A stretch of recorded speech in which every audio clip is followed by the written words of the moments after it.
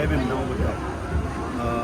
आज हम लोग दीक्षा भूमि पे हैं, नागपुर की ऊर्जा भूमि, जिसको जहाँ पे बाबा साहब ने 1956 में उपासक उपासिकाओं को बौद्ध धर्म की दीक्षा दी।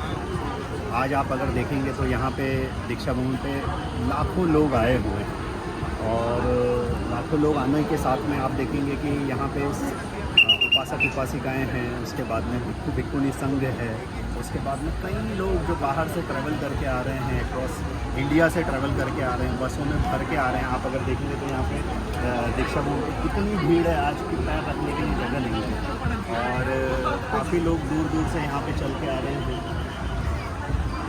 दीक्षा भूमि में कई लोग बसों से, ट्रेन से, फ्लाइट से रिज़र्वेशन करके, विदाउट रिज़र्वेशन करके सब लोग ट्रैवल कर रहे हैं।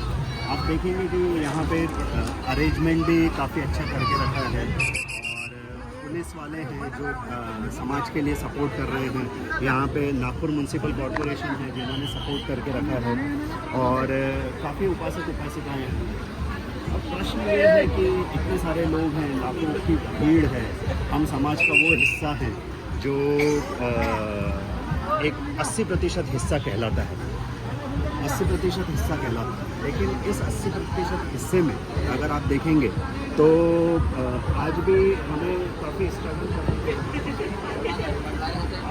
करने की ज़रूरत पड़ रही है। इस स्ट्रगल के साथ में आप देखेंगे कि अगर यही कुछ प्रोग्राम यही एक अगर कोई प्रोग्राम किसी जगह पे और होता था या किसी और समाज का होता था तो काफ़ी अरेंजमेंट्स होते थे वहाँ पे, उनके धर्म अनुयायियों को, धर्म गुरुओं को रखने की, रहने की, खाने की, पीने की, ये सारी फैसिलिटीज़ होती थी। लेकिन आज आप देखेंगे तो यहाँ पे हमारे समाज के जितने भी भिक्खु भिक्खुनी संघ हैं उनके लिए एक छोटा सा प्लेटफॉर्म बनाया गया है जहाँ पे वो लोग कितने एक एज के हैं और एक एज पे होने के बाद में उनको कितनी केयर की ज़रूरत है, उनको कितने अरेंजमेंट्स की ज़रूरत है। ये सब अरेंजमेंट्स अगर आप देखेंगे तो अरेंजमेंट्स में हम लोग कहीं ना कहीं कमी पाते हैं। इसके बाद में कई जगह पे आप देखेंगे कि कई ऐसे स्टॉल्स लगे हुए हैं जो कई अच्छी बातें बता रहे हैं लोगों को कि समाज में एकत्रीकरण कैसा होना चाहिए, समाज में यूनिटी कैसे आएगी, समाज में लोग अपने बच्चों को कैसे पढ़ाएंगे, उसके बाद में कैसे वो बच्चों को आगे बढ़ाएंगे, कैसे बाहर में भेजेंगे, विदेशों में कैसे भेजेंगे, कैसे कई बुद्धिस्ट एंटरप्रेन्योर्स ग्रुप है जो समाज को एक प्रगति के तरफ में जाने के लिए प्रोत्साहित कर रहे हैं, लोगों को बता रहे हैं कि कैसे आप बिज़नेस की तरफ में आगे जाएं, कैसे आप एक दूसरे को सपोर्ट करें।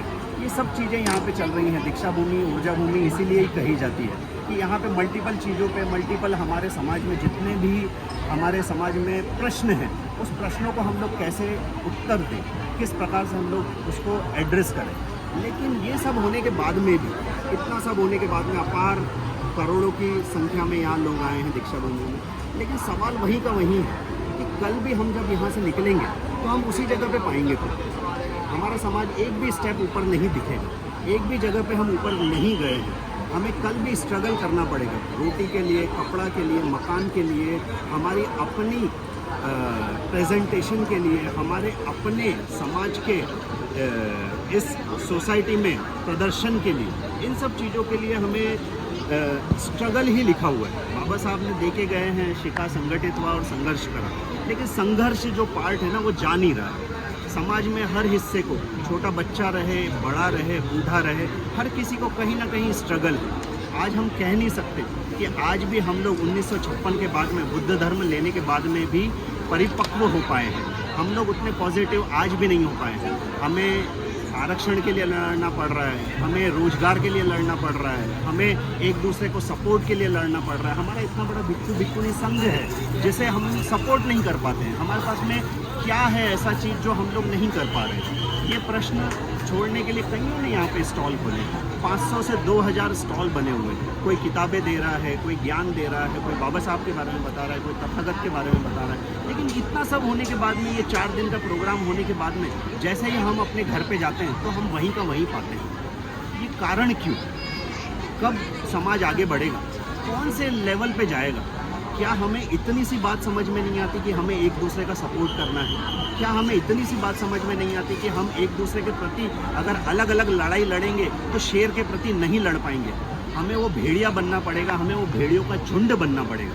जब तक हम झुंड नहीं बनेंगे तब तक के हम वो शेर से लड़ नहीं पाएंगे। आज एक शेर बैठा है जो 15 से 20% का हिस्सा लेकर पूरे 100% पे कब्जा लेकर बैठे, और आज हम जो 80% लोग हैं, 80% उपासक उपासिकाएं हैं, बटे हुए, कोई चमार है, कोई मोची है, कोई बुद्धिस्ट है, कोई शेड्यूल कास्ट है, कोई शेड्यूल ट्राइब्स है, मल्टीपल चीज़ों में बटे हुए। हम छोटी छोटी सी चीज़ों में हर अपना अपना घर बना के, अपनी अपनी झुग्गी झोपड़ियाँ बना के, अपना अपना एरिया बना के रहते हैं, और उसका आउटपुट क्या आता है? हम कहीं नहीं होते हैं। 1956 के बाद भी हम आज कह नहीं सकते कि हमारा पॉलिटिकल रिप्रेजेंटेशन कहीं है। आज हम कह नहीं सकते कि हमारा कहीं रिप्रेजेंटेशन है। हमें हर बार संविधान चौक पे आना पड़ता है, हमें हर बार लड़ने के लिए चौक पे खड़ा होना पड़ता है। अब अगर हर बार हम लड़ेंगे तो मैं क्या बोलूँगा अपने आने वाली पीढ़ी को, अपने बच्चों को? उनको किस प्रकार का प्रोटेक्शन दूंगा मैं? ये समाज के लिए एक प्रश्न है। समाज को जानना पड़ेगा कि हम कैसे आगे बढ़ेंगे। अगर हमें एक दूसरे को सपोर्ट करना है तो आज ही उठना पड़ेगा। मेरा उन सभी लोगों से निवेदन है, उन सभी उपासक उपासिकाओं से निवेदन है जो आज के तारीख में अच्छी पोजीशंस पे हैं। उन्हें देखना पड़ेगा अपने लोगों को आप कैसे सपोर्ट कर सकते हैं, कैसे उठा पाएंगे आप ये ना देखिए कि आपसे किसी ने गद्दारी की या की। छोटी मोटी चीज़ों से पूरा समाज बुरा नहीं होता है।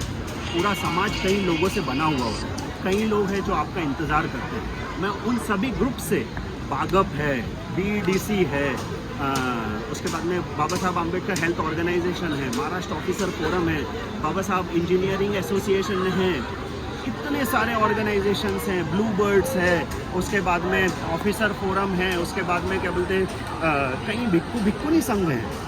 इतने सारे हमारे पास में पॉलिटिकल रिप्रेजेंटेशन है, लेकिन हम कहीं पे भी एकत्र नहीं आ पाते। एकत्रीकरण जब तक नहीं होगा, हम समाज में सिर्फ और सिर्फ 6 दिसंबर को, 14 अप्रैल को या 14 अक्टूबर को ही दिखाई देंगे। उसके अलावा हम साल भर कहीं नहीं दिखाई देंगे।